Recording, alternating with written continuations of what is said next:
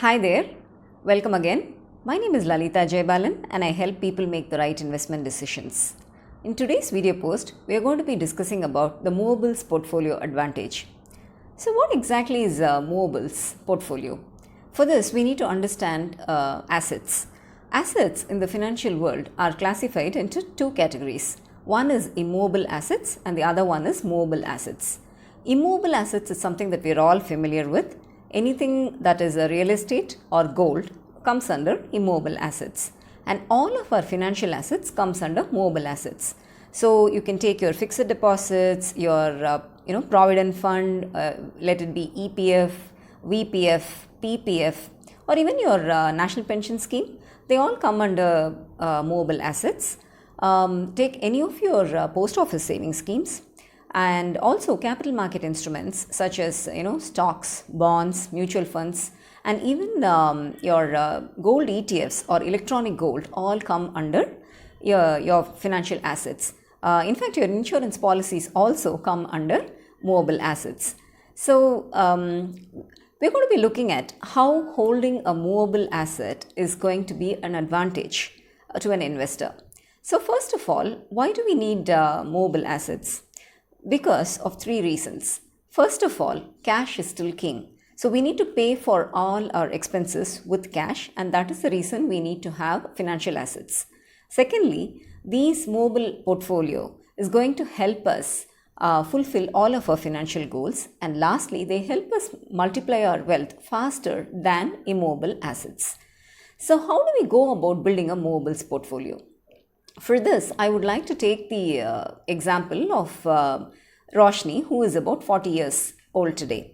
So she's, let's see what assets she has accumulated over her working career of the past 18 years. So she's got something like, fixed deposits, which everybody holds. She's got some savings, in sovereign gold bonds.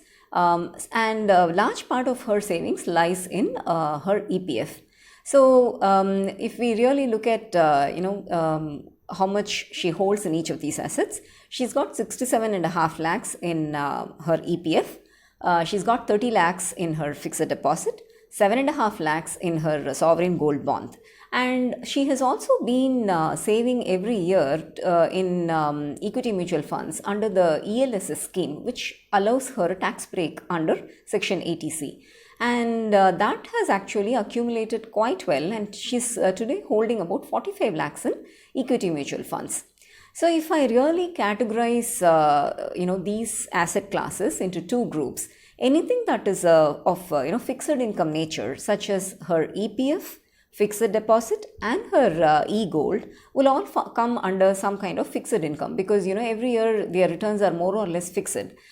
So this comprises about 1 crore and 5 lakhs, and this forms part of her fixed income portfolio. And her 45 lakhs under the equity mutual funds is all her equity holdings that she has, and that is that forms 30% of her portfolio. So out of this 1.5 crores in total that she has, she's holding about 70% in fixed income instruments, and she's holding about 30% of her assets in equity mutual funds.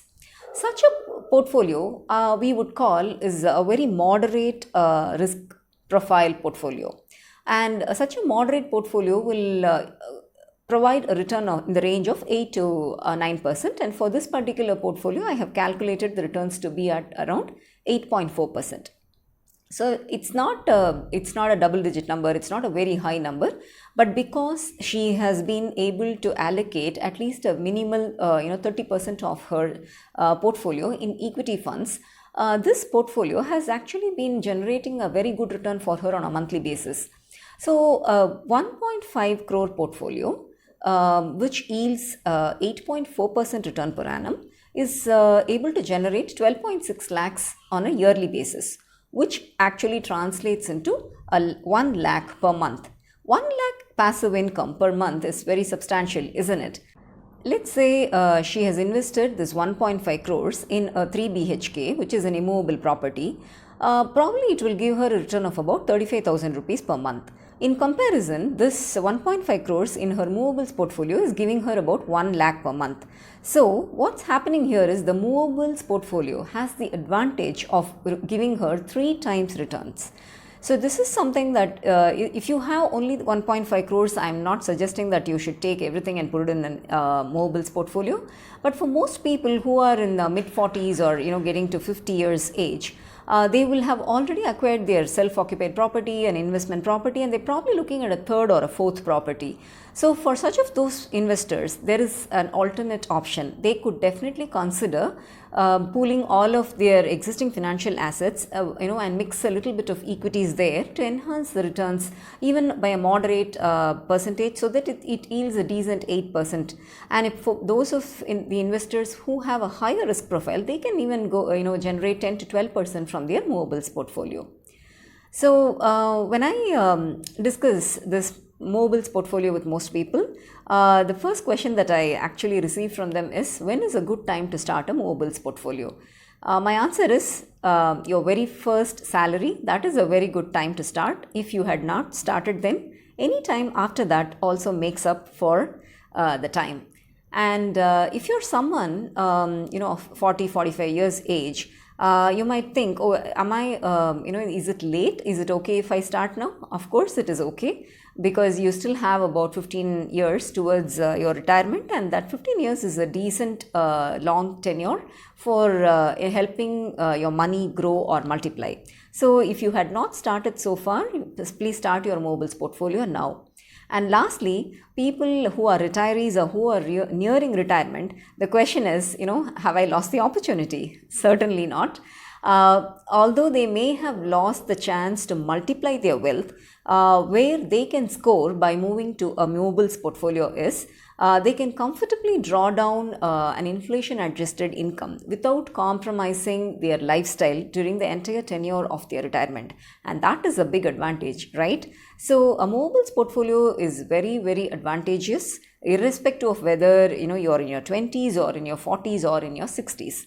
I hope you were able to understand and appreciate the returns by even bringing in a very small mix or proportion of equities into your portfolio, so that you are in a position to fulfill all of your goals.